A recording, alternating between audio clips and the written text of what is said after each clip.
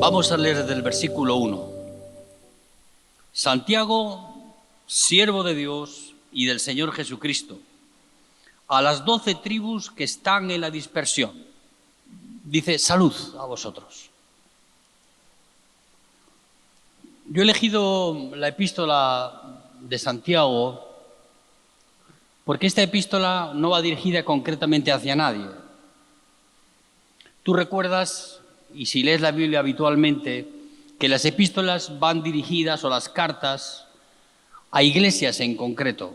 En este caso, Santiago, este Santiago no es Santiago apóstol, que está enterrado en Santiago de Compostela. Este Santiago es el hermano de Jesús.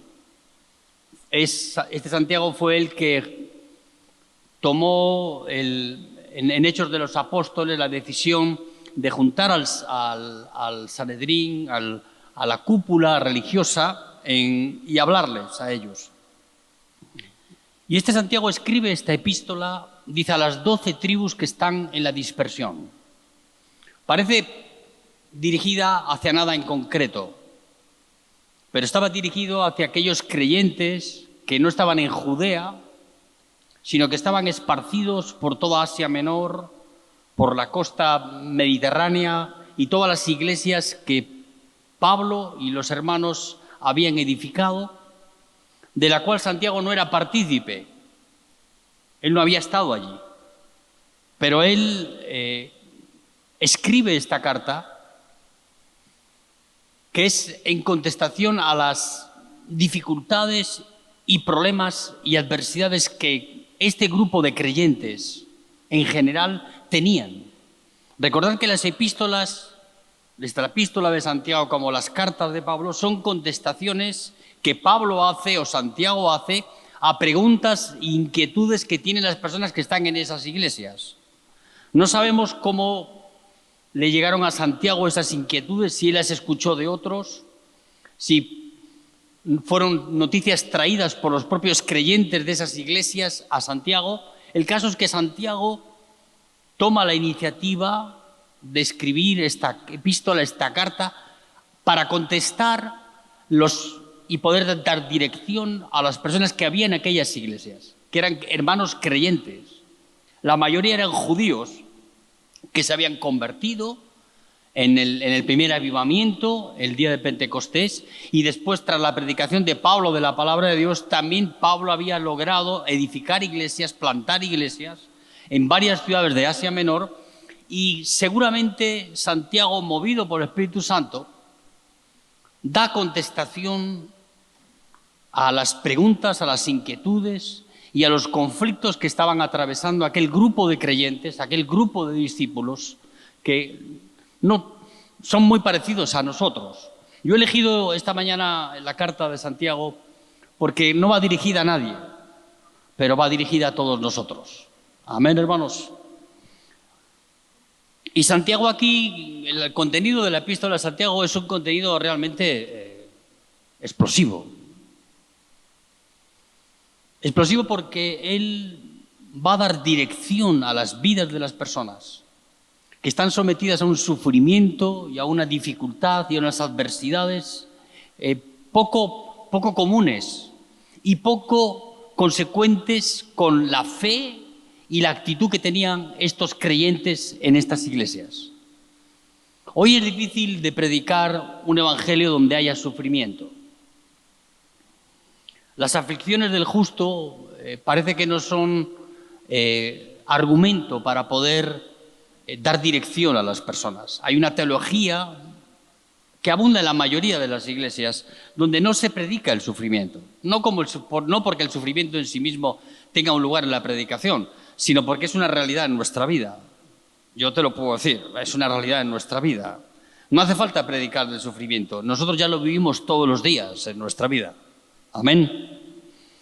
Ahora, ¿por qué Santiago toma la iniciativa?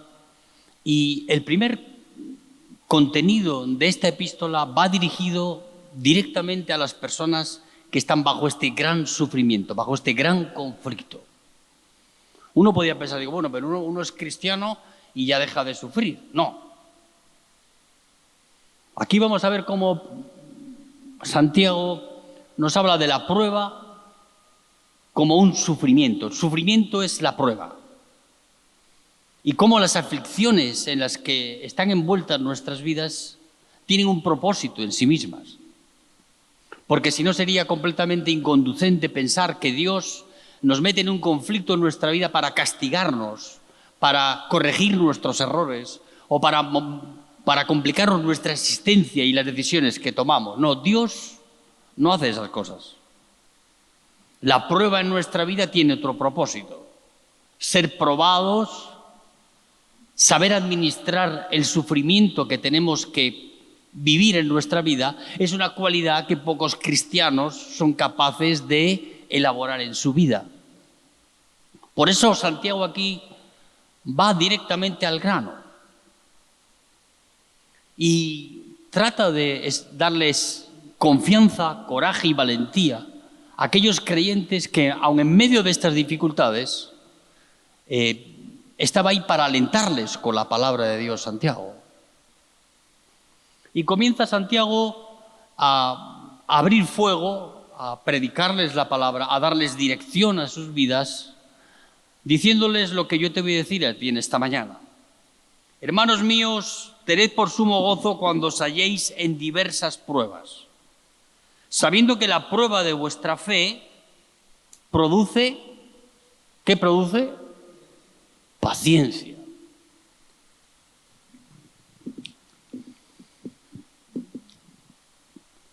En los lugares donde se educa a las personas espiritualmente para que huyan del sufrimiento o para que ellos tengan que hacer algo para poder eludir el sufrimiento, parece que esta epístola de Santiago no pasó por allí.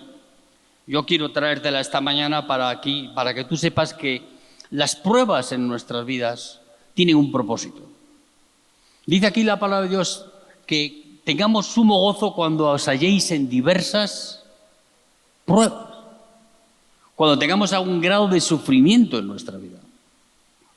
Digo, pero ¿qué alegría puede tener en sí mismo estar sometido a un sufrimiento, a una prueba, a una hostilidad en nuestra vida? ¿Qué sentido puede tener eso? ¿Qué Dios puede edificar en nuestra vida por medio del sufrimiento? Para estos hermanos que vivían en esta situación tan adversa y de dificultad, no como vivimos nosotros, estos hermanos creyentes judíos, la gran mayoría de ellos eran personas de bajos recursos. La mayoría eran soldados, pequeños empresarios, personas que le habían llegado el Evangelio y que eran de una clase baja. No tenían grandes recursos económicos. Ellos tenían una vida austera, sencilla. Y a pesar de todo eso, sufrían una gran persecución por parte de los judíos ortodoxos, por parte de aquellos que con la rigurosidad de la ley venían a cuestionarles su conversión al Evangelio. Estaban en la iglesia, acompañados de unos con los otros, tenían armonía, coinonía, comunión, se sentían amparados, se sentían, abrigados los unos por los otros, pero estaban bajo una gran hostilidad y sufrimiento en sus vidas. Cuando tú lees la epístola de Santiago, vas a ver que una de las cosas que trata Santiago es cuando les da coraje para que se puedan sostener y enfrentar, estar bajo la presión de algún empleador que los maltrate y los hostigue. Eso en el capítulo 5 luego tú lo puedes leer. O sea, Santiago va hilando un discurso, va hilando la palabra de Dios para tocar los temas importantes de las vidas de aquellas personas. Y yo quiero tocar esta mañana, si Dios me lo permite, por lo menos 3 cosas con vosotros. La primera son las pruebas. Pero, ¿qué mensaje tan inatractivo nos traes, Juancho, esta mañana? A ver, pues es el mensaje que nadie quiere escuchar, que nadie quiere enfrentar en su vida. Pensamos que el Evangelio es una construcción que Dios hace para hacernos felices. No, el Evangelio no es una construcción que Dios hace para hacerte feliz. El Evangelio es la revelación de Cristo en nuestra vida y de cómo, poniendo nuestra confianza en Él, tú y yo podemos ser capaces, no por nosotros, sino por aquel que vive en nosotros, para enfrentar cualquier adversidad en nuestra vida. Y sin duda van a venir las pruebas a nuestra vida. Y comienza Santiago a decirnos a ti y a mí, dice que cuando somos probados, estemos alegres y contentos en nuestra vida. El motivo de la alegría en nuestra vida no es la prueba, sino el propósito que tiene esa prueba en nuestra vida. ¿Qué es lo que me produce alegría a mí cuando soy probado? Y te digo con honestidad, ninguna. Ahora, lo que sí produce alegría en mi vida es de que la prueba tiene un propósito en sí mismo. Y el propósito en nuestra vida es hacerme perseverar en hacer la voluntad de Dios. Es que mi confianza no esté puesta en las cosas pasajeras, sino en las cosas eternas. Y la prueba viene a nuestra vida y tiene que ser un motivo de alegría para nosotros, para ti y para mí. No porque lo que la prueba en sí mismo nos pide, nos exige. No es el sufrimiento de pasar una situación incómoda y difícil con un hijo, con la esposa o con alguna dificultad que podamos tener en otra área en nuestra vida, no, sino que esa prueba en nuestra vida proviene de aquel que nos ama y que da propósito a esa prueba en nuestra vida para poder forjar en nuestra vida, crear en nuestra vida carácter, firmeza en nuestro corazón. Dios tiene que trabajar esto en nuestra vida, como tenía que trabajar en este grupo de creyentes, en estas iglesias que estaban sometidos a una presión de tal magnitud, a una hostilidad por parte de sus empleadores, de la gente con la cual trabajaban, que era terrible. También tenían otros conflictos este grupo de creyentes.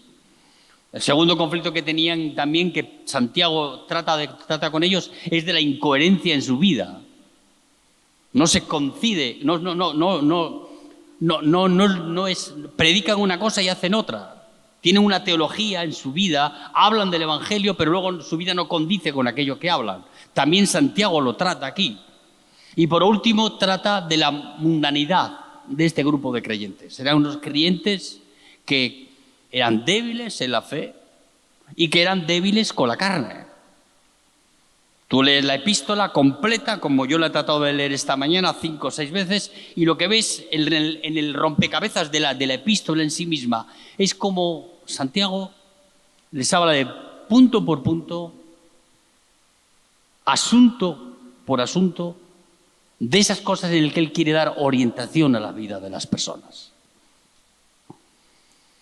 Luego, si Dios nos dice que nos alegremos en medio de las pruebas, no significa que tienes que venir al culto cuando estás en una situación de adversidad o de conflicto dentro de tu casa, en tu ministerio, en el trabajo que tienes, y ponerte a saltar de alegría. No, nadie va a hacer eso.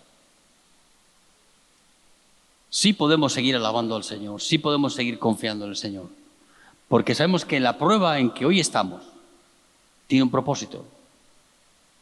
Y el propósito en sí mismo es que Dios trata nuestras vidas. Amén, hermanos. Dios trata tu vida porque te ama. Y tú debes de alegrarte no por el hecho en sí mismo de ser probado, sino porque esa prueba tiene un propósito para tu vida. Ese es el beneficio que tú vas a lograr sacar provecho en tu vida cuando eres sometido a prueba por el Señor en tu vida. Vas a fortalecerte interiormente. Vas a purificar tu corazón, vas a forjar carácter en tu vida y vas a tener aliento, coraje, valentía para poder perseverar en hacer la voluntad de Dios. ¿Qué más en estos tiempos donde las personas no se convierten de una manera profunda y sincera en sus vidas, que son como el viento que sopla, van por aquí, van por allá? Ver que Dios te prueba a ti, Dios trata tu vida para fortalecer tu vida personal. Y ese es el gran beneficio para nuestra vida. Por eso cuando dice la palabra de Dios que tengamos por sumo gozo, estemos contentos en nuestra vida, no de lo que estamos padeciendo, sino de que eso tiene un propósito en nuestra vida. Y ese propósito es forjar carácter en nosotros. Amén, hermanos. Forjar actitud de vida. Que los demás puedan ver en ti que tu perseverar en el Señor es como consecuencia, aun en las dificultades y adversidades que estás viviendo, tú estás firme en aquello en lo que tú crees. No eres llevado para derecha e izquierda, no, estás firme en la roca, firme en tus convicciones, firme en tu carácter, firme en tu elección, firme en tu llamado. Y lo que Santiago quería, pues alentar en este grupo de creyentes era esto: fortaleza en medio de las pruebas. Y saber que las pruebas en nuestra vida tienen un propósito. No son como consecuencia de castigo de los errores que hemos cometido. De eso vamos a aprender también. Pero la prueba no viene como consecuencia de eso. La prueba tiene un propósito. Y es edificar nuestra vida.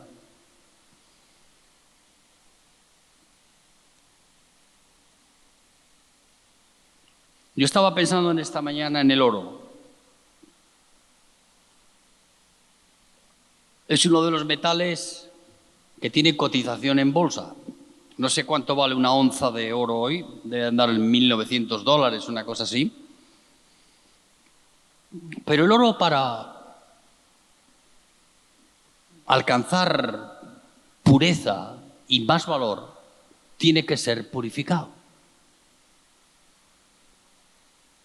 Los que trabajan para purificar el oro, calientan el oro, lo derriten el oro, para sacar todas las impurezas que están incrustadas en el propio oro y así purificarlo. Tú piensas que la prueba es como un gran horno para nuestra vida. Hasta que tú y yo lleguemos a la meta, vamos a estar sometidos a un gran horno. Tú y yo somos hijos de Dios, escogidos de Dios.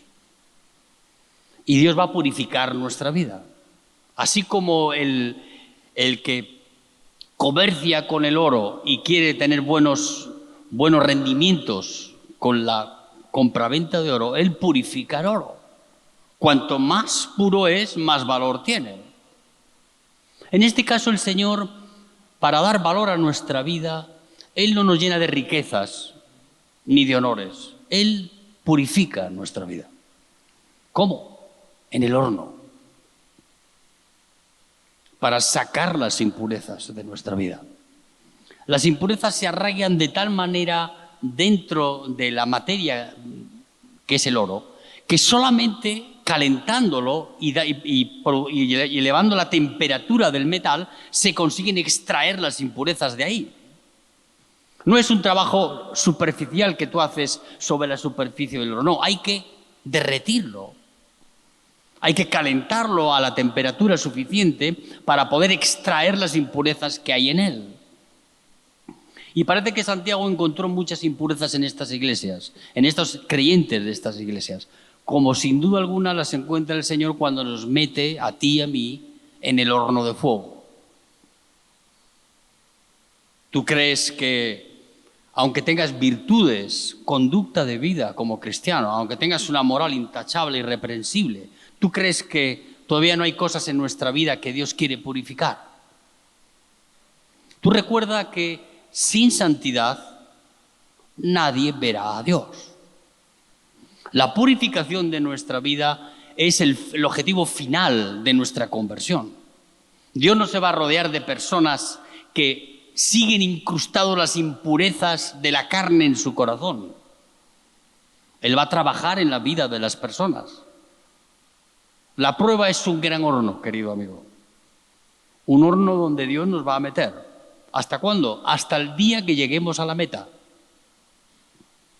No es en un tiempo corto, es en un proceso largo de nuestra vida, donde el horno no es para hacer pizzas, es un horno para quebrar el corazón, para purificar nuestra vida, para quitar las impurezas de este corazón pervertido y corrupto que tenemos.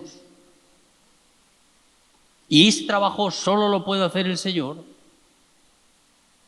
con las pruebas. Sufrimiento, no un sufrimiento como castigo, sino sufrimiento el tener que enfrentar situaciones adversas en nuestra vida. Saber en todo momento en quién confiamos, de quién dependemos en nuestra vida. Hay tantas impurezas que Santiago veía en este grupo de creyentes, la primera de las impurezas que veía Santiago era de que tenían un discurso incoherente en su vida. No sé si te suena eso. Personas que dicen una cosa, tienen una teología correcta, dicen lo correcto, pero luego no lo hacen. Esa es una impureza que hay que tratar en las vidas de las personas. Otro de los capítulos, impecables de este libro es la lengua. ¿Qué te voy a decir yo de este miembro de 10 centímetros que pesa 400 gramos, lo que es capaz de hacer?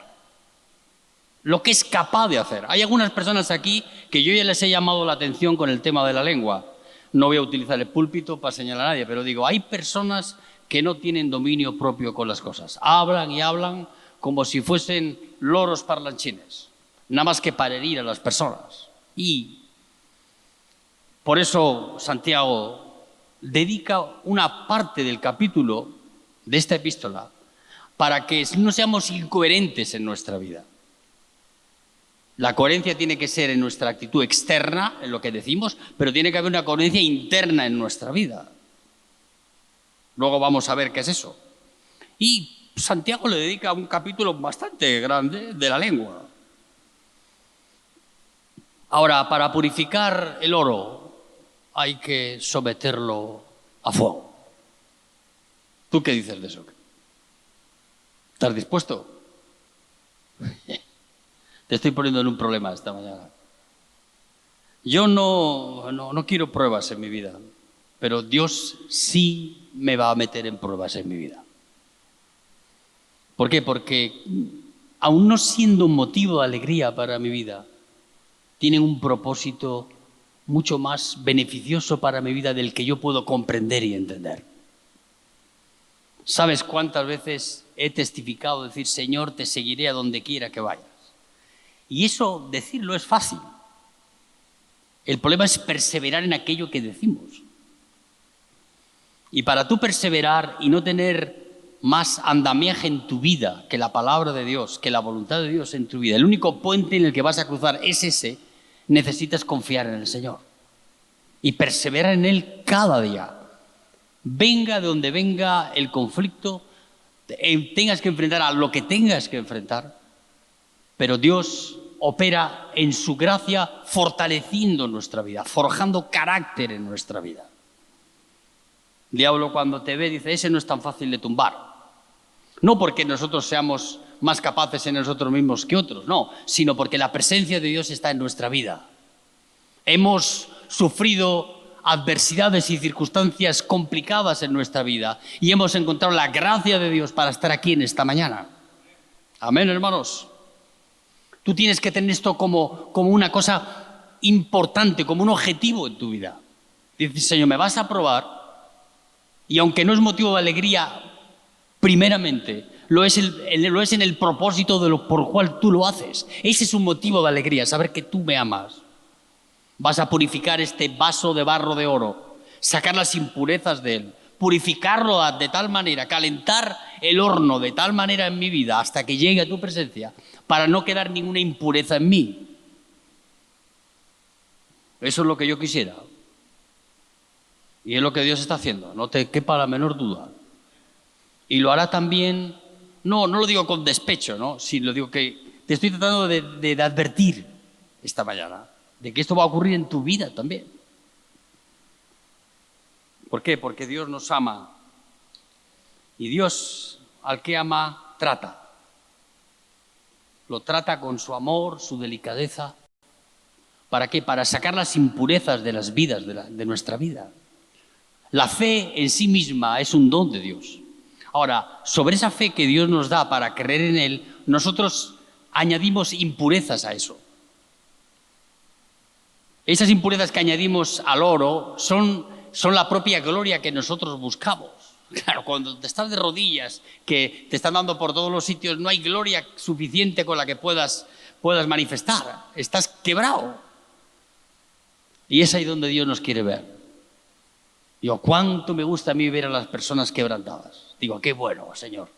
No por el hecho de sí mismo del castigo, sino de ver cuánta gracia Dios nos da, a pesar de los errores que cometemos en nuestra vida.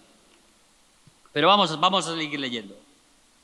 Dice, mas tenga la paciencia su obra completa, para que seáis perfectos y cabales sin que os falte cosa alguna, sabiendo que la prueba de vuestra fe produce ¿qué? Paciencia. ¿Paciencia para qué? Para perseverar en la voluntad de Dios, para no volver atrás de lo que Dios ha hecho hasta este día en nuestras vidas. Tiene propósito la prueba, este es el propósito. Y esta es la alegría de nuestra vida, saber que Dios me prueba, porque en esa prueba tiene un propósito más elevado que el sufrimiento. El sufrimiento en sí mismo puede quebrar la conducta humana, sin duda alguna, pero no es suficiente para poder forjar carácter en la vida de la persona.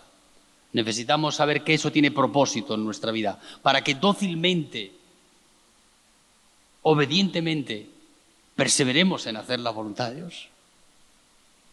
Vamos a seguir leyendo. Dice, mas tenga la paciencia su obra completa, para que seáis perfectos y cabales, sin que os falte cosa alguna.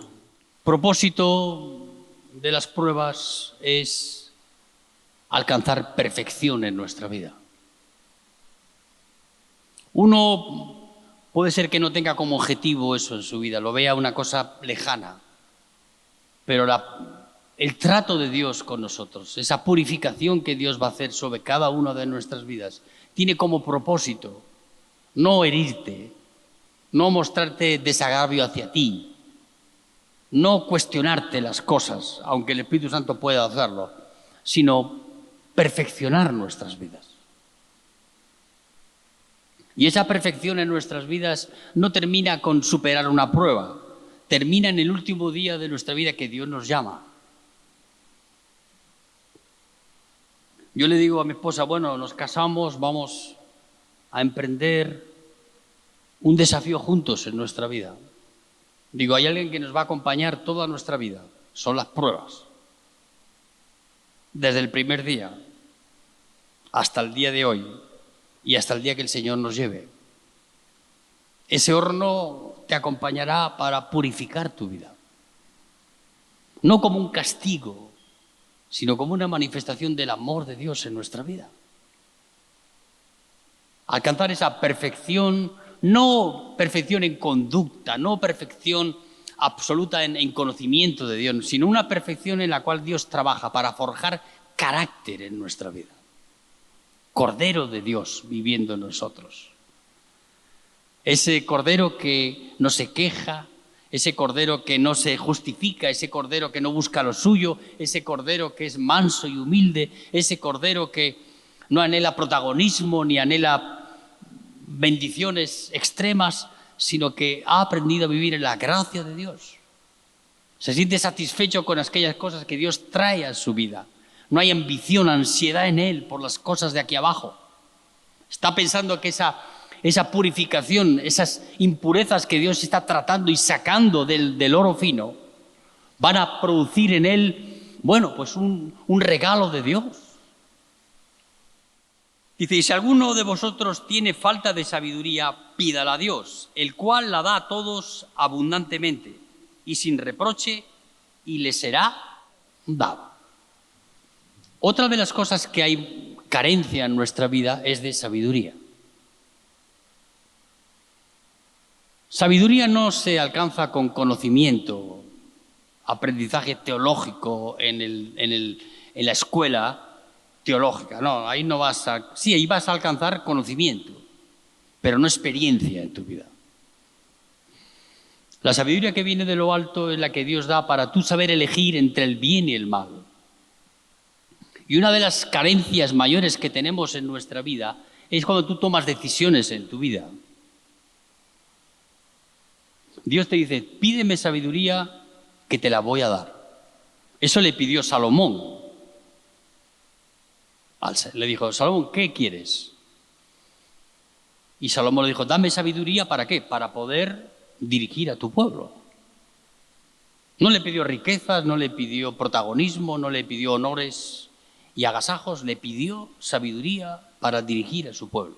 Tú tienes que mirar aquí la sabiduría como el don que Dios te da para tú poder elegir en tu vida entre el bien y el mal, aquello que te conviene a ti. Tú no puedes elegir como eligen los impíos las cosas. Tienes un problema con un hermano y los impíos resuelven el asunto a golpes. Tú no vas a resolver esa situación a golpes con tu hermano. ¿Cómo la vas a resolver? Pues practicando el Evangelio, yendo a hablar con él, confesando nuestros pecados los unos a los otros para ser sanados de cualquier conflicto, riña o enemistad que pueda haber entre nosotros. Hay que practicar la palabra de Dios. Amén, hermanos. Pues esta falta de sabiduría en nuestra vida es un mal que tenemos muchos. Santiago te dice, si no tienes sabiduría, pídesela a Dios. ¿Pero con qué propósito le pedimos a Dios sabiduría? Para no pecar, para no errar de nuevo, para no buscar soluciones donde no están las soluciones, sino para buscar soluciones en la gracia que Dios nos da y poder así sanar cualquier conflicto que haya entre nosotros. Tú no puedes decidir como los impíos lo hacen. Tú tienes que decidir como un hijo de Dios. Y el Hijo de Dios no decide como deciden otros. Él es diferente. Él enfrenta las situaciones de la vida, del ministerio, del trabajo donde estás de una manera diferente. Si tú tuviéramos un empleo bajo un patrón que es un impío, y te tocó que es un déspota el que tienes ahí dirigiendo tu trabajo, cuando ejerce esa hostilidad sobre ti, ¿cómo le vas a contestar? ¿Con la misma hostilidad o vas a contestarle de otra manera? Este era un problema que tenían los creyentes en estas iglesias.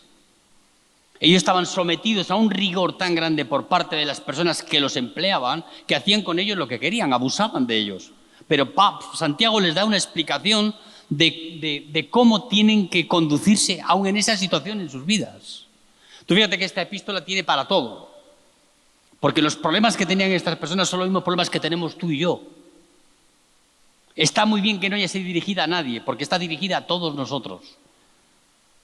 Y viene al pecho, al corazón de nuestra vida.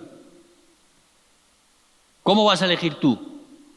Sin sabiduría, elegirán como eligen los impíos. Con la sabiduría de Dios, con la sabiduría que viene de arriba, elegirás con la dirección de Dios en tu vida. Amén, hermanos. Y tú tienes que aprender eso en tu vida. Ser un hijo de Dios no es estar en remar. Ser un hijo de Dios es haber nacido de nuevo, ser justificado por la sangre de Cristo. Y con esos argumentos son los que tú tienes que enfrentar esta vida. Tú crees que la vida es fácil. Yo le digo, cuando vienen las familias con los chicos a hacer la entrevista para ver si los convencemos, a veces hay que convencerlos. Le digo, tú tienes que forjar en tu vida un cambio de tal magnitud que tú tienes que poder elegir por ti mismo qué clase de vida quieres llevar. Y eso es el Evangelio. Yo he elegido que el Evangelio sea la forma de vida que expresa cómo quiero vivir. ¿Y cómo quiero vivir? Quiero vivir sin mentir, quiero vivir sin engañar a mi mujer, quiero vivir con honestidad, quiero vivir dando sentido a mi vida, y dar sentido a mi vida es dar mi vida por los demás. Seguimos un poco más con Santiago. Y si alguno de vosotros tiene falta de sabiduría, pídala a Dios, el cual da a todos abundantemente y sin reproche, y le será, dice que le será dada. Otros beneficios de la prueba en nuestra vida es que tú puedes tener comunión cercana con Dios. Para en esas áreas de tu vida donde no hay luz, pueda haber luz. Cómo elegir la persona que te va a acompañar el resto de tu vida. Cómo forjar una amistad sana con las personas que están alrededor. Cómo ser un ejemplo y testimonio en los que están contigo. Te hace falta sabiduría. Sabiduría que viene de arriba. Que esa es la sabiduría que enriquece nuestra vida. No llenarte la cabeza como un globo de conocimiento, sino del carácter. Forjar a Cristo dentro de nosotros. Amén, hermanos. Versículo 6 dice, pero pida con fe, no dudando nada, porque el que duda es semejante a la onda del mar, que es arrastrada por el viento y echada de una parte para otra. No piense, pues, quien tal haga que recibirá cosa alguna del Señor. Dice, el hombre de doble ánimo es inconstante en todos sus caminos. Otra de las impurezas que Santiago quiere tratar en el corazón de estos creyentes era dónde tú y yo tenemos puesta nuestra confianza en nuestra vida. Sometidos a una presión fuerte, este grupo de creyentes, que no vivían en la libertad que vivimos tú y yo. Ellos tenían una vida mucho más difícil, con pocos recursos, rodeado de enemigos, impíos. Aquí, dentro de lo gracioso, es que estamos rodeados de personas que estamos abiertos a poder ayudarte. No hay hostilidad los unos contra los otros, aunque hay personas que usan de la hostilidad que tienen para herir a los demás. Pero no será que nosotros vamos a responder así. Si tú me tratas con hostilidad, te voy a devolver con amor. Porque la única ley que vence es la del amor. Y Dios lo que quiere probar en nuestra vida y someter a prueba en nuestra vida son las impurezas que nuestra fe tiene. Y una de ellas es que conviven en nosotros dos fuerzas que luchan entre sí, que es el Espíritu Santo dentro de nosotros, que nos lleva a hacer la voluntad de Dios, y es otra fuerza antagónica a esa, que es la fuerza que nace de nuestra voluntad, de nuestras emociones y de aquellas decisiones que nosotros tomamos en nuestra vida. Y este grupo de creyentes andaba oscilando entre una y la otra, como nos pasa a muchos de nosotros. Le ves, hablas con él, firme la roca, Juancho, adelante, no me mueve nadie de aquí, y al día siguiente parece que el mundo se le cayó encima. Y Santiago lo compara aquí como las olas del mar, que cuando el viento sopla de la costa del mar hacia la costa, las olas van en una dirección. Cuando cambia el viento, porque a veces el viento cambia incluso en pocas horas.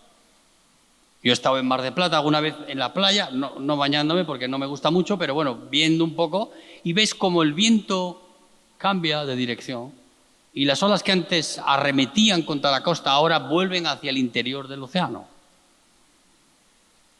Parece casi imperceptible, pero el viento cambia. Cuando no hay firmeza en nuestra vida, Santiago nos compara aquí a estas ondas del mar, que son llevadas de un lado para otro.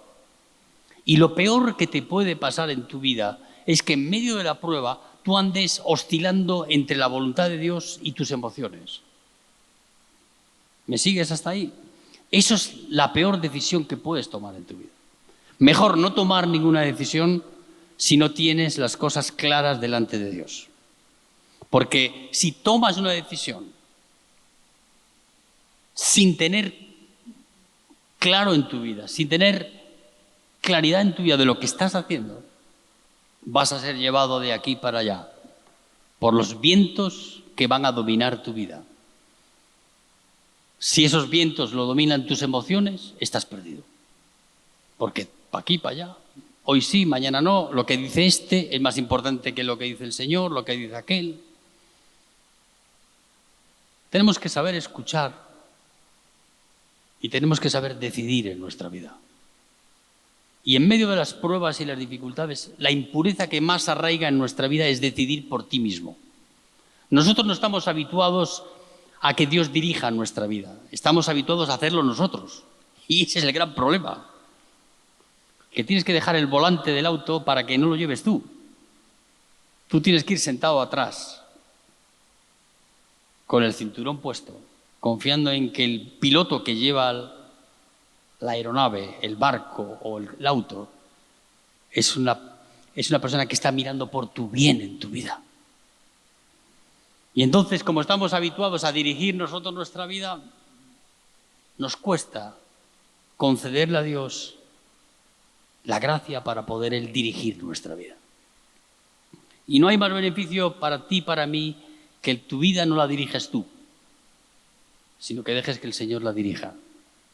Porque entonces no serás llevado para aquí y para allá. Estarás firme. Y no habrá decisión que vaya a cambiar en tu vida, sino aquella que has tomado delante de Dios. Y es la que Dios va a respaldar. Amén.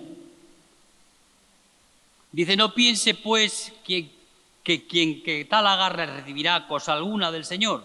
Dice, el hombre de doble ánimo es inconstante en todos sus caminos. Aquí la Biblia, en el griego original, cuando habla aquí de doble ánimo, habla de dos voluntades. Utiliza la misma palabra en el griego original para decir lo mismo. ¿Qué significa? Que hay un corazón que pugna por una decisión y hay otro corazón que pugna por otra. Y ese es el gran conflicto en nuestra vida. Lo que Santiago trata de alentar a este grupo de creyentes es en esta dirección en sus vidas. Es decir, sabéis que Dios os ama, sabéis que Dios está con vosotros. Confiar en Él. Aun en medio de las dificultades que estáis atravesando, en medio de los horrores en los que vivís y de la hostilidad que tienen contra vosotros, nuestra confianza tiene que estar puesta en el Señor. Claro, Santiago se lo escribe por carta, no puede hacerlo personalmente, pero esto que te lo digan despierta en ti la fe para poder confiar de nuevo en el Señor. ¿Por qué confiar en ti mismo si tú eres el mayor conflicto y el mayor generador de fracasos en tu vida? Yo no entiendo cómo podemos confiar en nosotros mismos, poner expectativas en nuestra propia vida, lo que vamos a hacer mañana, si somos unos fracasados. Pero no fracasados porque no sepamos hacer nada, sino fracasados en dirigir nuestras vidas. Ser humano sin Dios es algo sin expectativas. Aunque consigas muchos logros materiales en esta vida y pierdas la conciencia de que Dios te ama, de que Dios es propicio a nuestras vidas, estás perdiéndolo todo. No hay nada que satisfaga más que tener bien claro hacia dónde vamos, en quién creemos y en quién está puesta nuestra confianza en nuestra vida. Amén, hermanos, que no somos arrastrados para derecha o izquierda, para adelante o para atrás, que no tenemos contramarchas, vamos, no. Dice, el hermano que es de humilde condición, glóriese en su exaltación. Parece que a este grupo de creyentes eran hombres humildes, sencillos, no tenían grandes recursos. Yo digo, Señor, ¿qué gloria puede haber en la pobreza? Hoy que todas las ambiciones de los seres humanos es hacerse ricos, tú estás diciendo que nosotros nos tenemos que gloriar en nuestra pobreza. La condición de ser pobre no es pecado, porque ser pobre no es pecado.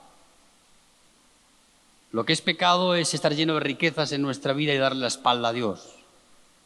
Esas riquezas no te van a servir de nada. No vas a poder comprar gracia del cielo, salvación de tu alma. Ahora, si tú soportas las aflicciones en tu vida, si tú aceptas que el grado de austeridad en el que tienes que vivir y que tienes que enfrentar la vida no te da, el cartel de que exitoso y rico, pero te produce otras riquezas mucho más incalculables en tu vida, tú tienes que pensar cuál es aquello que te define como persona. Cuando has dejado que las ambiciones de este mundo vanas y pasajeras, que solamente se cuantifican en las cosas que tienes, qué triste es que las personas se vean como son por aquello que tienen, no por aquello que son. Y tú eres mucho más importante que las riquezas de este mundo. No solo para nosotros que tenemos a Cristo en nuestra vida, sino para el Señor. Tú tienes que ser consciente de eso en tu vida. Hombres humildes, sencillos, que se gloríen en su exaltación por su pobreza. Esto es de un capítulo aparte de la Biblia, que no te lo recomiendo que lo prediques mucho por ahí porque te van a sacar corriendo de la iglesia. En serio. Si tú vas con la epístola de Santiago a esas iglesias de la teología de la prosperidad, dice que este Santiago no pertenece a ninguna iglesia evangélica. Este es un loco. No es un loco. Era el hermano de Jesús. Eso no lo hace mejor que ninguno. Ni le da autoridad. Pero sí nos habla de cómo enfrentar una vida aún desde la pobreza. Uno podría decir, bueno, Juancho, ¿pero qué quieres? ¿Que eres un comunista? ¿Que quieres hacer que todos seamos pobres y uno rico? No. Yo digo que aquel que tiene todo, es dueño de todo, es el que tiene en sus manos las riquezas para darte a tu vida. Amén, hermanos. Terminamos leyendo en el versículo 12. Aquí, prepárate. Dice, bienaventurado el varón que soporta la tentación, porque cuando haya resistido la prueba, recibirá la corona de vida que Dios ha prometido a los que le aman. Tú decías, bueno, Señor, calienta el horno un poco, no hay problema, pero apágalo de vez en cuando. No, no lo va a apagar el Señor el horno. Permanece encendido. ¿Hasta cuándo? Hasta que tú y yo recibamos ¿lo qué? ¿Premio? No, la corona de vida. La perfección se irá logrando en nuestra vida a medida que las impurezas de nuestro corazón y de nuestra vida personal vayan cediendo en el oro fino. Y solo quede el oro puro, que es el símbolo de la santidad de Dios. ¿Con cuánta pureza tienes que presentarte delante de la presencia de Dios? Tú dime. Dios no acepta el pecado. De hecho, mandó a su Hijo a morir en la cruz para tomar tu lugar allí, poner sobre sí sus pecados, nuestros pecados sobre sí. Él lo hizo voluntariamente y morir en esa cruz por tus pecados y los míos. Eso lo hizo Jesús en la cruz hace 2000 años. Pero ese hecho que ocurrió en la cruz no enfrenta el grave problema que tenemos en nuestra vida, que es que tú y yo somos pecadores. Y aunque Cristo nos limpia de todo pecado, y aunque podemos volver de nuevo a tomar el camino del Calvario otra vez en nuestra vida, compungido por nuestros pecados, y de nuevo ver a Cristo allí y que Él nos ofrezca su perdón y su misericordia, tú y yo seguimos siendo pecadores. Y Dios no acepta el pecado en ninguna de las formas en nuestra vida. Por eso Él va a calentar el horno, purificar nuestra vida, perfeccionar nuestras vidas. ¿Hasta dónde? Hasta que tú y yo lleguemos a recibir la corona de gloria. ¿Cuánto va a calentar el horno? No lo sé. A veces sube la temperatura de vez en cuando ve que tú y yo empezamos a acumular impurezas en nuestra vida. Este corazón que enseguida busca lo suyo, este corazón que es fácilmente moldeable por las circunstancias, este corazón que anhela prestigio, honra, gloria, pues hay muchos caminos en los cuales las impurezas se van pegando a nuestra vida. Y Dios tiene que tratar eso. Dices, ¿cuándo terminan las pruebas? Y en este mundo, nunca. Allí arriba sí termina. Porque allí tú y yo seremos presentados sin mancha ni arruga, justificados por la sangre de Cristo, el Cordero de Dios. Él, cuando nos mire, va a ver la sangre de Cristo sobre nuestra vida. Cuando Él haga examen en nuestra vida personal, va a ver que hemos sido probados y que hemos pasado la prueba. Ser aprobado es pasar la prueba. Tú te quieres recibir de abogado, vas a tener que hacer un examen. Uno o varios, no sé cuántos exámenes hace, pero cualquier carrera en la universidad requiere preparación, estudio, y después de que tú has estudiado y te has preparado, hay un examen. La vida cristiana es un examen también. No para recibir un diploma que vas a colgar en tu despacho y para ganarte la vida, no. Ese diploma que tú vas a recibir es que tú has sido probado y has sido aprobado en la prueba. Amén, hermanos. Probado y aprobado. ¿Cómo has aprobado? No por ti mismo. Porque tú y yo, en cuanto nos aprieten un poco las clavijas, enciendan el horno un poquito más y ya ponemos el grito en el cielo, ya perdemos la conciencia de quiénes somos, de lo que Dios está haciendo en nuestra vida y enseguida empezamos a tomar decisiones equivocadas, erróneas, empezamos a juzgar a Dios, empezamos a juzgar a los demás, empezamos a ver enemigos donde no hay enemigos, y entonces perdemos la conciencia de cuán grande es el amor de Dios para con nosotros. Terminamos leyendo aquí. Bienaventurado el varón que soporta la tentación, porque cuando haya resistido la prueba, recibirá la corona de vida que Dios ha prometido a los que le aman. Si amas al Señor, vas a perseverar en hacer la voluntad de Dios. Por ese gran amor que Dios te forja conciencia, carácter en ti, no te va a hacer desistir del llamado que tienes en tu vida. La fe solamente es la consecuencia de nuestro andar al lado de Dios, confiando plenamente en nuestra vida, de que aquellas cosas que ocurren adversas o beneficiosas ocurren con un solo propósito, que es de forjar actitud en nuestra vida. Es decir, Señor, los que te aman no vuelven atrás, ponen sus vidas en el Señor y se reconfortan en ese amor genuino que el Señor da a nuestras vidas y nos hace enfrentar cualquier situación difícil en nuestra vida personal, porque sabemos que tenemos a un Dios que ama y nos ama a cada uno de nosotros. Amén, hermanos. Tentación no es pecado. Ser tentado no es pecado. El pecado es que eso encuentre espacio en tu corazón, arraigue en tu vida y ahí se forje, se origine el pecado en nuestra vida. Dios dice que no tienta a nadie. Alguno puede decir, Señor, ¿cómo me metes en este lío? No, Dios no te mete en ningún lío. En el lío te metes tú. Es este corazón, el origen, la matriz donde se genera el pecado en nuestra vida. Viene la tentación, porque todos podemos ser tentados. En la medida en la que somos tentados, unos reaccionan de una manera y otros de otra. Me vino a ver, pues una amiga de la infancia, que yo estaba enamorado platónicamente de ella, y claro, si tú no sabes dejar tus recuerdos guardados en el baúl de los recuerdos y los pones ahora delante de tu vida, es posible que la tentación produzca en tu vida, encuentre espacio en tu vida para arraigarse en tu corazón.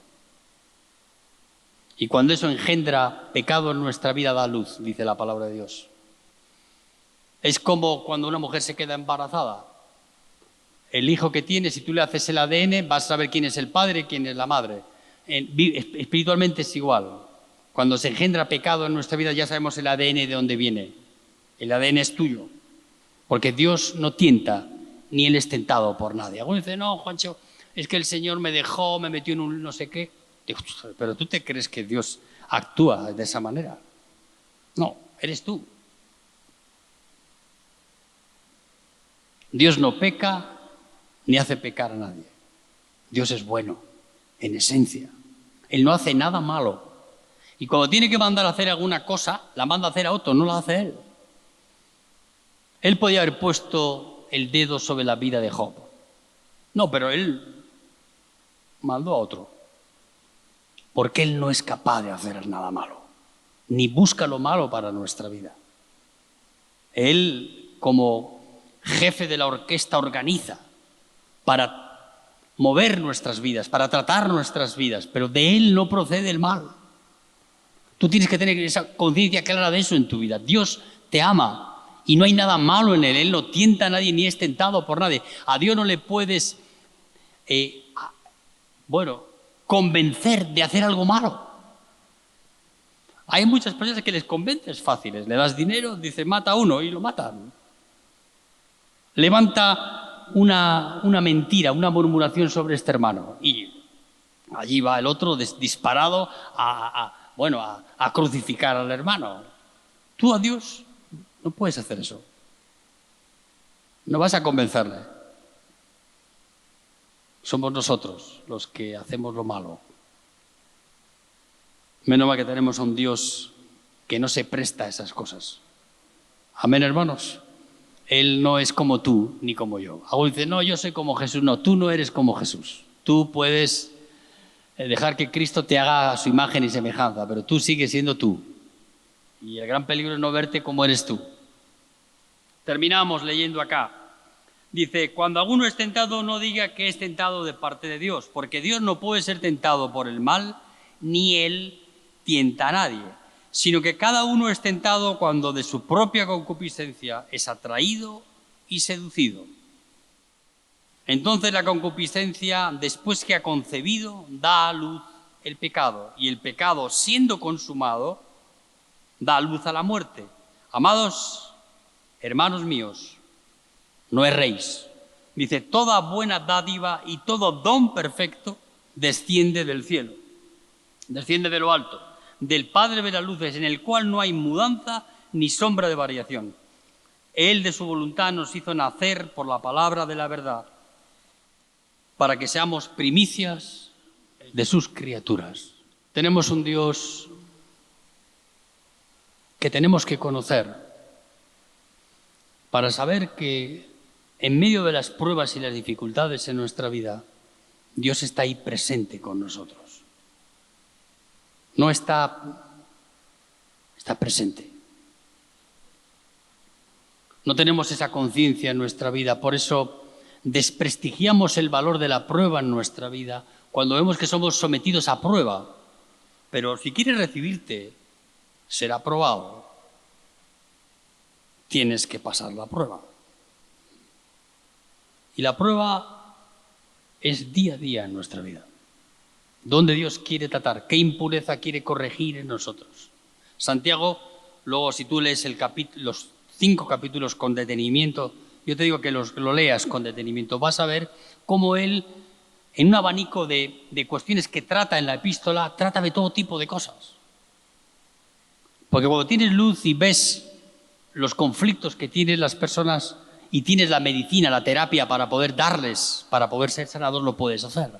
Y Santiago parece que tenía esa habilidad en su vida.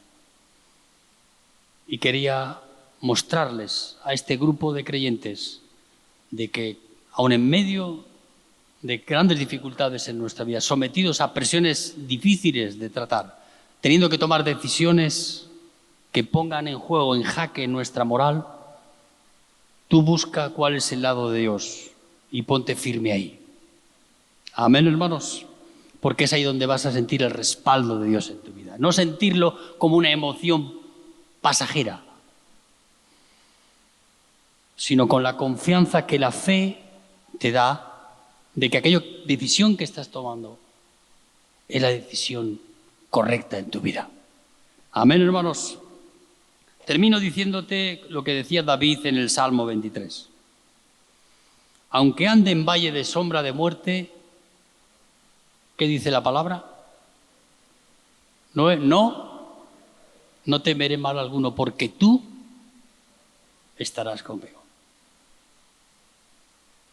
El que cree que en medio de las pruebas Dios no está presente es porque no es consciente de lo consciente que es Dios, de saber que está Él ahí. Dios está ahí.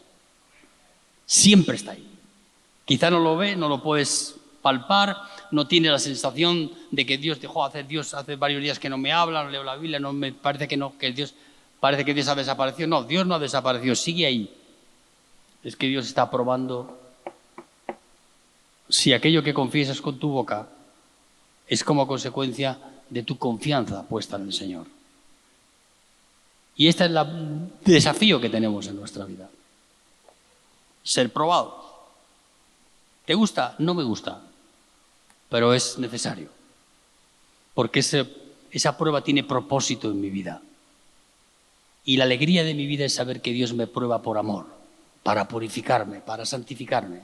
Y sobre todo para que el día en que venga delante de su presencia pueda decir, Señor, estoy aquí, he llegado hasta aquí, por obra y gracia de ti, de cómo me has tratado en mi vida personal desde que te conocí hasta este día.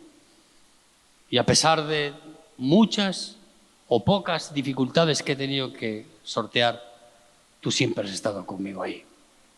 Y eso Dios te lo dice a ti en esta mañana, para que tú perseveres en hacer la voluntad de Dios. No perseveres para buscar una corona como la que le dan a aquellos que ganan un premio en las Olimpiadas. Sí, va a pasar los anales de la historia como un corredor de fondo, o como un atleta o como lo que sea. Pero esa corona se deshace. Y Dios tiene preparado una corona de vida para nosotros. No sé cómo es. No es un premio que Dios me da por haber hecho lo bueno. Es la gracia que Dios me da. Porque aún no habiendo hecho lo bueno en mi vida, Dios me está esperando allí. Ponte de pies ahí donde estás.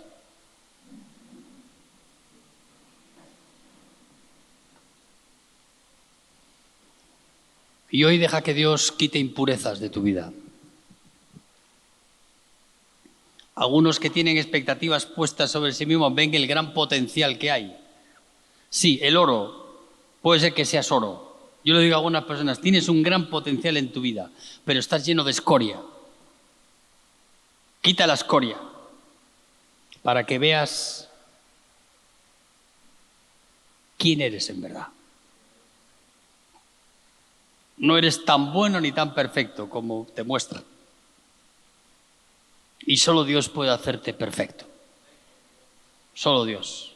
Porque la perfección de nuestra vida es Él viviendo en nosotros. No es una perfección absoluta que se construye en un día por leer la Biblia, por venir al culto. No, esa perfección va progresando, forjándose en nosotros cada día de nuestra vida.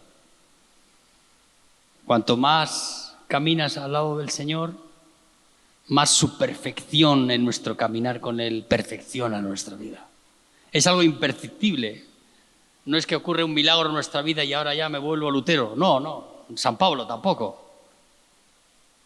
Pero sí vas viendo que el viejo hombre va borrándose de ti, de tu propia vida, y se está forjando a Cristo dentro de ti, ese Cordero de Dios.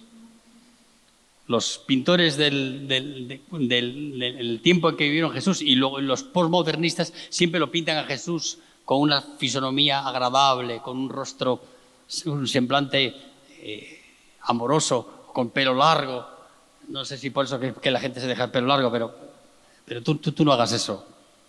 Tú deja que la perfección de Cristo en tu vida sea en tu carácter, no en las formas externas. Eso está bien, pero no es todo. Oramos juntos esta mañana. Amén. Padre, queremos darte gracias por mis hermanos aquí. Gracias que tú nos hablas conforme a tu propósito en nuestra vida. Y tienes la palabra oportuna para nosotros. Dicha desde este púlpito o brota cuando abrimos la Biblia o cuando hablamos con un hermano.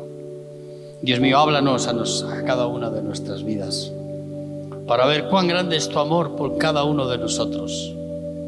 Y nuestro destino en tus manos solo tiene un propósito, que es glorificarte a ti, Señor. Es que tú puedas limpiar, purificar nuestras vidas como oro fino. No como el oro, Dios mío, cargado de impurezas que aún muestra parte de su brillo y su gloria, sino un oro que sale purificado del horno de tu amor, Señor, de ese horno precioso que trabaja, forja en nuestras vidas a Cristo, Señor. Trabaja en nuestro carácter, en nuestra actitud, nos hace más benévolos, más pacientes, más perseverantes en ti, Señor. Dios mío, que esta cualidad en nuestra vida no la perdamos ningún día de nuestra vida, para forjar perseverancia en nosotros, en servirte a ti, en hacer tu voluntad, en amarte a ti, Señor. Derrama de tu presencia aquí, Señor, en mis hermanos. Guíanos en tu voluntad para que tomamos decisiones correctas en nuestra vida, no como decisiones como toman los impíos, sino como toman aquellos que son tus hijos, dirigidos por tu sabiduría, por tu dirección. Padre, danos esa gracia en esta mañana y ayúdanos a cada uno de nosotros a soportar las aflicciones y a poder vivir delante de ti con la conciencia más clara en esta mañana de que tú nos amas. Te damos gracias, Padre, en el nombre de Jesucristo. Amén, Señor.